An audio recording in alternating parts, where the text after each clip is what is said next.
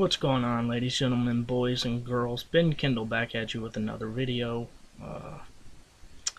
Today we will be discussing first responder suicide. Make sure I have my mic on here. I hope the audio is better.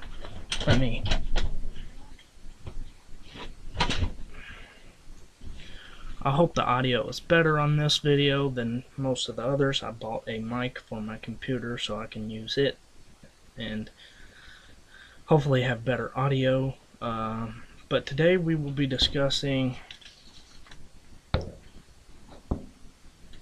first responder suicide and the first responder death benefits bill in my state. So first I wanted to speak and say that I have personally been touched by this. I was a volunteer firefighter in Irvington, a little town in the county that I live in, and my fire chief at the time, his name was Walt Lawson, and about 6 months after I had got off the fire department, we moved and got off the fire department, and he was voted out. That's how our departments work. We vote for people to be chief and whatnot. But he was voted out, and he committed suicide, or so they say.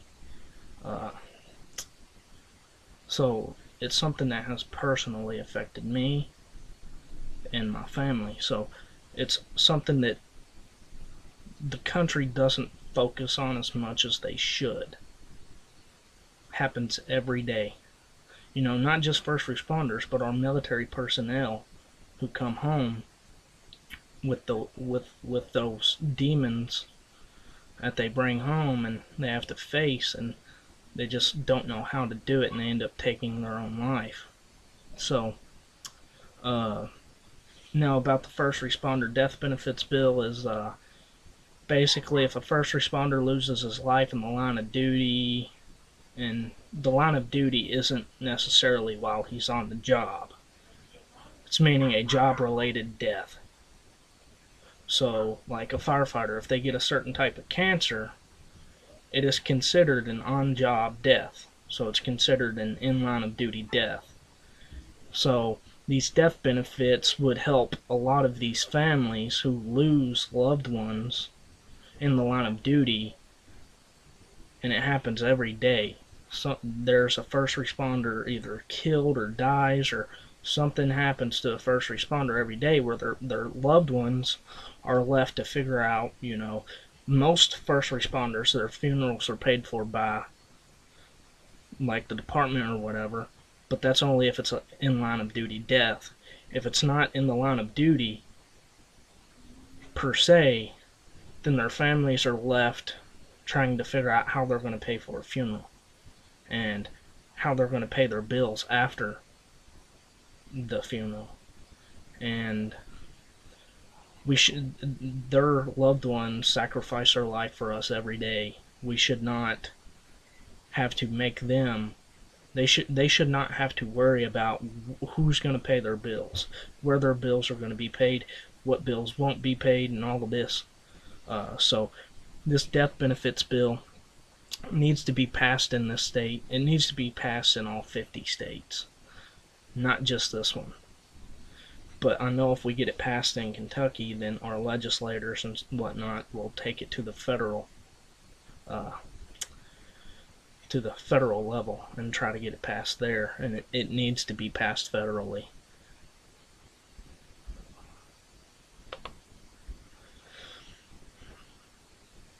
Now I'll discuss my first responder background. So I was a first responder for 3 years on the Irvington Fire Department. Worked plenty of different types of calls. You know, in 3 years you'll see just about anything.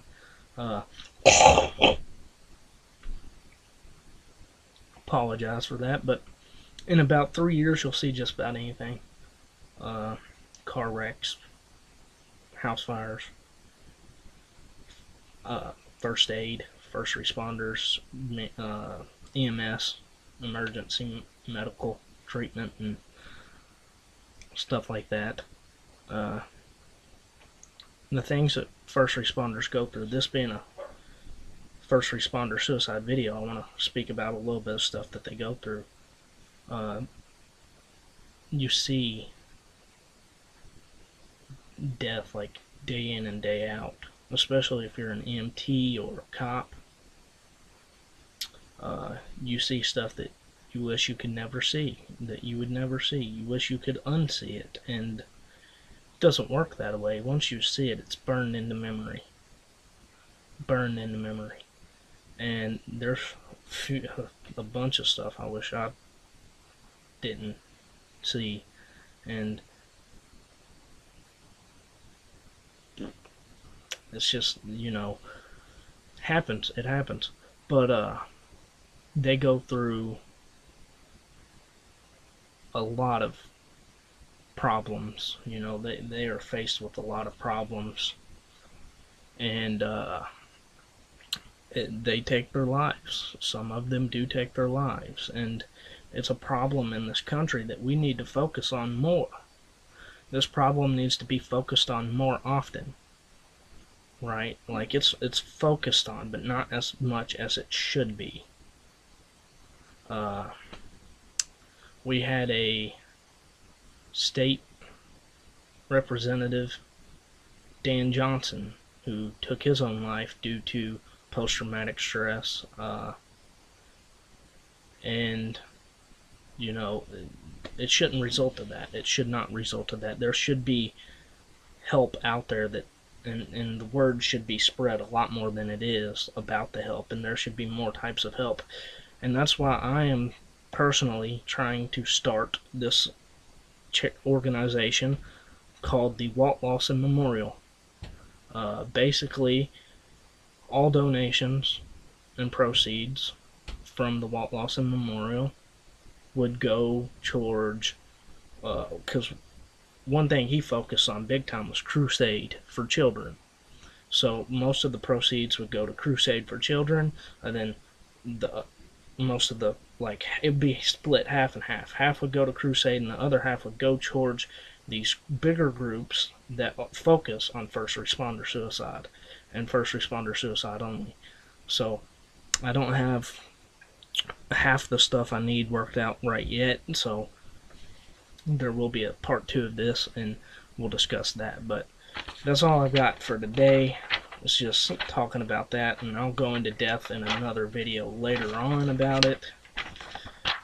Look up some statistics and things like that, so we can have some statistical facts. It's like every few minutes, I'm not sure exactly how long, but every few minutes someone commits suicide that happens to be a first responder and or military, former military. So anyways, I want to thank you guys for watching this video and listening to this. This will be uploaded on my podcast, and you can go over there. The link will be in the description. If you're watching the video and you want to go support my podcast channel, the link will be in the description. Please go do that.